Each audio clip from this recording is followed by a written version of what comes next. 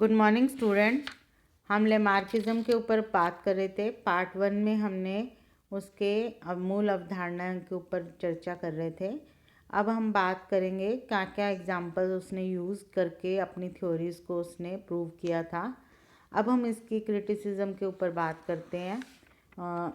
Criticism में यदि लेमार्कवाद जो है वो लेमार्किज्म ने जो प्रभावी ढंग से इवोल्यूशन को स्पष्ट किया था, फिर भी प्रारंभ में अनेक जितने भी बायोलॉजिस्ट वैज्ञानिक थे इस सिद्धांत की बहुत आलोचना की।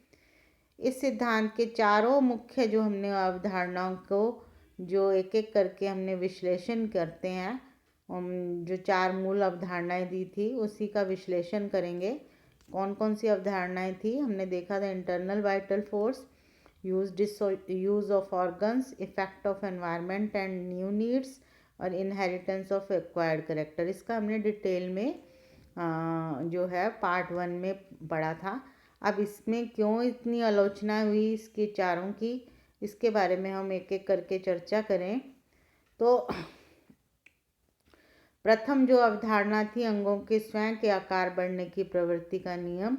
तो हमने जंतुओं की नित्य प्रवृत्ति को देखें तो हमने देखा कि सभी जंतु अपनी देह और अंगों को यथासंभव वृद्धि करने की प्राकृतिक प्रवृत्ति तो पाई जाती है। ये प्रवृत्ति जंतुओं में मेटाबॉलिज्म के परिणाम स्वरूप जो फोर्स उत्पन्न होती है, वो उसके अंदर आंतरिक बल होता है, वो विद्यमान रहता है। और यदि ये मान लिया जाए कि जंतुओं के संदर्भ में लेमार्किज्म का प्रथम नियम लगभग सही है, तो लेकिन वनस्पति जगत के इवोल्यूशन में अनेक उदाहरण ऐसे हैं जो इस नियम के बिल्कुल ठीक विपरीत हैं। जैसे कि फर्न और कॉर्निफेरस वर्ग के जितने भी पौधे हैं वो तुलनात्मक रूप से अपने वर्तमान जो एंजियोस्पर्म्स से अधिक बड़े आकार के थे। तो ये नहीं था कि जो जिम्नोस्पर्म्स थे वो बड़े थे, एंजियोस थे वो बाद में छोटे हो गए। तो इस तरह से हम इस थ्योरी को खारिज कर सकते हैं। वहाँ उस टाइम में बायोलॉजिस्ट ने खारिज किया था। द्वितीय नियम जो था उसकी नवीन आवश्यकता के अनुरूप जो है नवीन अंगों के विकास की अवधारणा बताई थी। तो आधुनिक युग में तो अनेक आलोचकों ने इस नियम की आलोचना तो बहुत की, अनेक प्रकार से की कि मात्र इच्छा करने से कोई व्यक्ति चिड़िया की तरह थोड़ी उड़ सकता है, उनके अंदर पंखों का विकास थोड़ी हो सकता है। पंखों का विकास करके कोई उड़ नहीं सकता है, ना कि इच्छा करके सिर के पीछे भी 2 आइज जो है उसको प्राप्त कर सकता है। तो ये नियम बिल्कुल उसके लिए बिल्कुल असत्य था। इस बारे में लेमार्क का भी स्पष्ट मत था कि नवीन अंगों का विकास जीवधारियों की नवीन आवश्यकता के अनुरूप होता है, पर उसका ये मानना था कि नवीन आवश्यकताएं जो नेचुरल फैक्टर में जितने भी चेंजेस के फलस्वरूप उत्पन्न होती है। अतः उपरोक्त गलत धारणाओं के आधार पर इस नियम को भी असत्य बताना लेमार्क की मूल धारा के प्रति हमारा अन्याय होगा। तो नेक्स्ट जो हमने फिर देखा, लेमार्कवाद के संदर्भ में मूल रूप में दिए गए उदाहरणों में हडसन बे में एक ही मूल जाति के कुत्तों की 2 नस्लों के विकास के कारण की समीक्षा यदि हम करें तो सैकड़ों वर्ष पूर्व मूल जाति के जितने भी कुत्ते थे वो भारतीय मूल के लोगों ने तथा कुछ को यूरोपीय लोगों ने पालना प्रारंभ कर दिया था। यूरोप वाले कुत्तों की भरपूर देखभाल, अच्छा भोजन देते रहे और भारतीय मूल के लोगों ने तुलना में यूरोप वालों के जो कुत्ते थे वो बड़े आकार के होते गए। अंत में छोटे और एक बड़े कद के 2 स्थायी जो है वो नस्ल बन गई थी। इस प्रकार निरंतर भोजन स्पर्धा के प्रभाव से माल्टा और साइप्रस के द्वीपों में भी हाथी की 2 नस्ल विकसित हो गई। सामान्य जाति के एक उदाहरण में यदि देखें तो जो हाउस फ्लाई होती है, घरेलू मधुमक्खी, वो एक छोटी है और बड़ी नस्ल भी देखी जा सकती है। और इसी तरह से एक ही मूल जाति की मक्खी के लार्वा जब भोजन की कमी और पर्याप्त मात्रा वाली 2 अलग अलग हम एनवायरनमेंट में रखते हैं, उनका विकास होता है। तो एक छोटी हो जाती है और एक बड़ी, और अलग अलग प्रकार की मक्खी उत्पन्न होती है। इस उदाहरण से ये स्पष्ट है कि भोजन का जो यदि कंपटीशन होता है और इकोलॉजिकल फैक्टर के रूप में ये नई परिस्थिति उत्पन्न करके नए शारीरिक अंगों का विकास भी नई आवश्यकता के अनुरूप होता है। तो प्रयोक्त विवेचना और उदाहरण से तो हम ये स्पष्ट करते हैं कि लेमार्क का द्वितीय नियम प्राकृतिक रूप से उत्पन्न परिवर्तनों के संदर्भ में असत्य नहीं ठहराया जा सकता। यदि फैक्टर्स देखें हम क्रिटिसिज्म के बाद में Weismann theory of continuity of germplasm, उससे पहले हम यदि और भी कैरेक्टर्स देखें, जो तीसरा नियम देखें, तृतीय नियम अर्थात अंगों का प्रयोग और अप्रयोग की अवधारणा, अभी तक लगभग सभी समालोचकों ने लेमार्क का जो तृतीय नियम है वो सही ठहराया है। ये बात नित्य प्रति के निरीक्षण में भी हम देख सकते हैं कि जीवधारियों के सभी अंग जिनका निरंतर प्रयोग होता रहता है उनका आकार अधिक विकसित होता है। जैसे कि हथौड़ा चलाने वाले के जो हाथ लोहार होता है अथवा हाथों का भार जो उठाते हैं, वेट लिफ्टिंग करते हैं पहलवान, उनकी बाइसेप्स मांसपेशियां जो होती हैं वो बड़ी सुडौल और विकसित हो जाती हैं। इसके विपरीत यदि हाथ की हड्डी टूट जाए और 2 महीने तक प्लास्टर नहीं करें हम, तो मांसपेशियों को अवरुद्ध करके उनका प्रयोग किया जाए तो हाथ खोलने पर वो इतनी कमज़ोर हो जाती है, पतली पड़ जाती है, जिस महीनों तक हाथ जो है उनका चलना असंभव हो जाता है।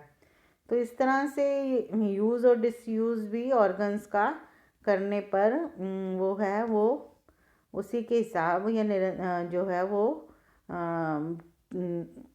चेंज होती है। समुद्र के ऊपरी सतह पर रहने वाली मछलियों की आँख जो होती है वो बहुत विकसित होती है। ऐसी जो गहरे व समुद्र में रहती हैं उनकी आँखें जो होती हैं क्षीण और अपशेषी हो जाती हैं। और चतुर्थ नियम देखें जिसमें उपार्जित लक्षणों के वंशागत होने की अवधारणा बताई थी, उसमें वास्तव में लेमार्कवाद का विवादास्पद बनाने में सबसे बड़ी भूमिका इस फोर्थ नियम की रही। ये नियम इस सिद्धांत में सबसे बड़ी कमजोरी के रूप में आज भी वैज्ञानिकों के लिए अध्ययन का परीक्षण का विषय रहा है। लेमार्क के जीवन काल में ये अंतिम अवधारणा के कारण ही उसे कड़ी आलोचना सहन करनी पड़ी। आरंभिक चरण में तो लेमार्क के समकालीन जो साइंटिस्ट थे जॉर्ज कुवियर ने सर्वप्रथम लेमार्क के सिद्धांत को अविवेकपूर्ण सिद्धांत कहकर संबोधित किया। तब से लगातार अनेक जीव वैज्ञानिकों ने प्रयोग और तथ्यों के आधार पर जो है उपार्जित लक्षणों के वंशागत होने की अवधारणा की क्रिटिसिज्म करते रहे। तो ये इस तरह से जो है लेमार्क को बहुत क्रिटिसाइज किया गया। अब हम देखते हैं इसके एविडेंसेस में जो है, सबसे पहले देखते हैं ऑगस्ट वीजमान का प्रयोग देखते हैं एविडेंसेस ऑफ एक्वायर्ड कैरेक्टर के अंदर कैसे अवधारणा। ये जो वीजमैन था ये विख्यात जर्मन वैज्ञानिक था। 1890 में उपार्जित लक्षणों के वंशागत होने के नियम पर सफ़ेद चूहों की पूंछ पर इसने जो है वो प्रयोग किया।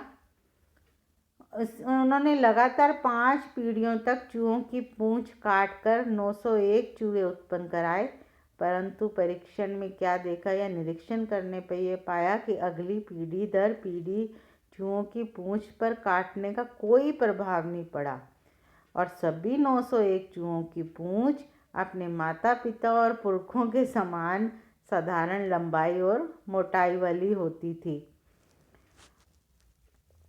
इस प्रकार वीजमैन ने ये प्रमाणित कर दिया था कि चूहों के जीवन काल में पूंछ कटने का उपार्जित लक्षण उनकी अगली पीढ़ी में वंशागत अनुगत इनहेरिटेड नहीं होता है। अर्थात जो लेमार्क का जो चौथा नियम था वो बिल्कुल असत्य पाया गया। और इसने इसी तरह से एविडेंसेस जो हैं इनहेरिटेंस ऑफ कैरेक्टर में फेवर में भी जो है कुछ साइंटिस्ट ने दिया। ये जो था formation of germ cells from somatic cells, उसमें उसने ये बताया कि जर्म सेल्स जो हैं वो सोमैटिक सेल्स से ही बनती हैं। और उसने कहा कि एनवायरनमेंट का इफ़ेक्ट जो है जर्म सेल्स पर डायरेक्टली पड़ता है, और उसने इसकी टावर्स की जो है वो ऑब्जर्वेशन को भी देखा।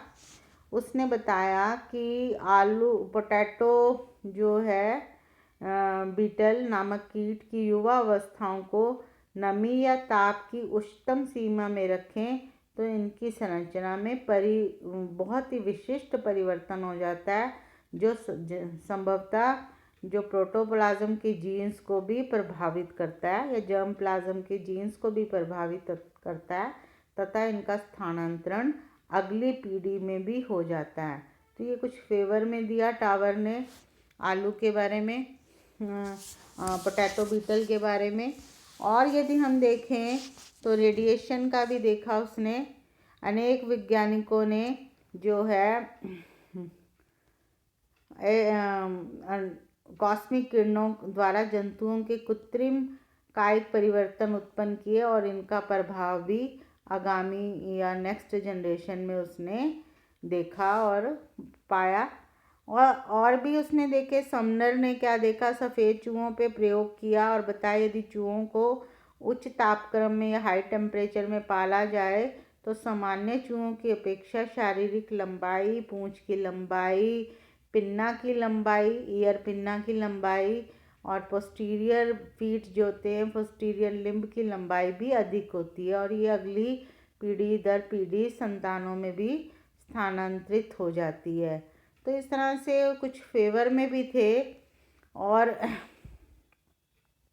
यदि हम और भी देखें तो केमिकल्स, उसके बाद में जो इसने इफ़ेक्ट ऑफ केमिकल्स के द्वारा भी हम जो है हार्मोन को चेंज करने पे भी बॉडी के डिफरेंट पार्ट पे वो भी हम उसके एनिमल्स में चेंजेस कर सकते हैं, उसके इनहेरिटेड कर सकते हैं। और उसके बाद में उसने कुछ और भी प्रयोग किए, जैसे कि गायर और स्मिथ ने जो है वो भी प्रयोग किया, और उसने इसमें आई लेंसेज को रैबिट के जो है इनोकुलेट कर दिया फाउल के अंदर, सेम इनटू फाउल में, और उसमें चेंजेस देखे। अब हम इसके बाद में नियोलेमार्किज्म की बात करें तो जो नियोलेमार्किज्म है वो कुछ वैज्ञानिकों ने लेमार्कवाद का और अधिक अध्ययन किया और रूपांतरित स्वरूप में प्रस्तुत किया। उसी को हम नियोलेमार्किज्म कहते हैं। इन वैज्ञानिकों ने ये बताया कि सभी नहीं किंतु कुछ उपार्जित लक्षणों की जो इनहेरिटेंस किया जा सकता है, जिसमें हमने उसमें कुछ एविडेंसेस भी देखे हैं।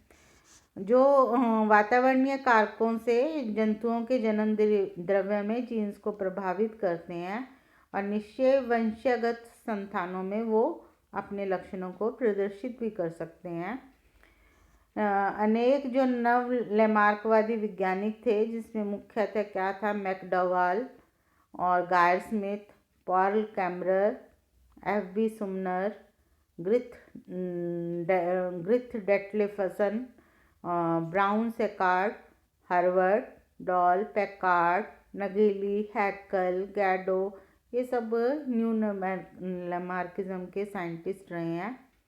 इन्होंने क्या किया, न्यू लेमार्किज्म में अनेक उपयोग किए, उपार्जित लक्षणों के वंशानुगत होने के सिद्धांतों की पुष्टि भी की, और उन्होंने कुछ नए नए एक्सपेरिमेंट भी किए। और ये जो एक्सपेरिमेंट थे वो इनके फेवर के थे। जैसे कि मैकडॉगल ने क्या किया, चूहों को एक विशिष्ट मार्ग से बचकर निकलने का जो है वो ट्रेंड किया उनको।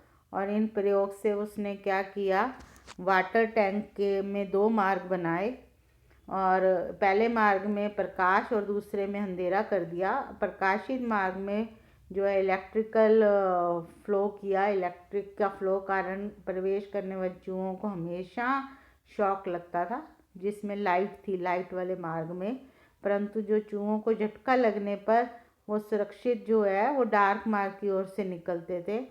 और ये उसने प्रयोग लगभग उसकी 45 पीढ़ियों तक किया और उसमें उसने जो है और पाया कि प्रत्येक नई पीढ़ी में माता पिता की अपेक्षा कम झटके खाकर वो डार्क मार्ग या डार्क पाथ से निकलने का, अंधकार में मार्ग से निकलने का स्वाभाविक प्रकृति उनमें उत्पन्न हो गई और प्रत्येक पीढ़ी का अनुभव दूसरी पीढ़ी में उपार्जित लक्षणों के द्वारा वंशानुगत होता चला गया। इसी तरह से जो है ये जैसे जैसे उन्होंने उस के आधार पर एक थ्योरी भी दी और उस थ्योरी को उसने नियो लैमार्किज्म के द्वारा जो है जाना जाता है। उसके अनुसार जो है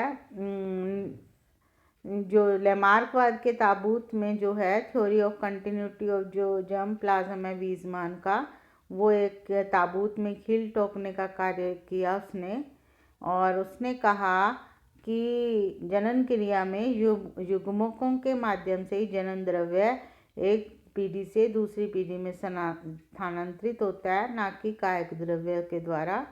और जनन द्रव्य ही पीढ़ी दर पीढ़ी स्थानांतरित होता रहता है, इसलिए जन्म प्लाज्म में होने वाले परिवर्तन ही पीढ़ी दर पीढ़ी जो है इनहेरिटेड होते रहते हैं और सोमैटोप्लाज्म में होने वाले परिवर्तनों का कोई प्रभाव इसमें सीमित नहीं होता है और कोशिका द्रव्य में ये परिवर्तन भी होते रहते हैं और धीरे धीरे वेरिएशन होती रहती है और ये वेरिएशन के द्वारा ही धीरे धीरे इनमें चेंजेस हो जाते हैं और यही एविडेंसेस जो हैं इन परिवर्तनों का ही अगली पीढ़ी में स्थानांतरण सोमैटिक का नहीं होता है।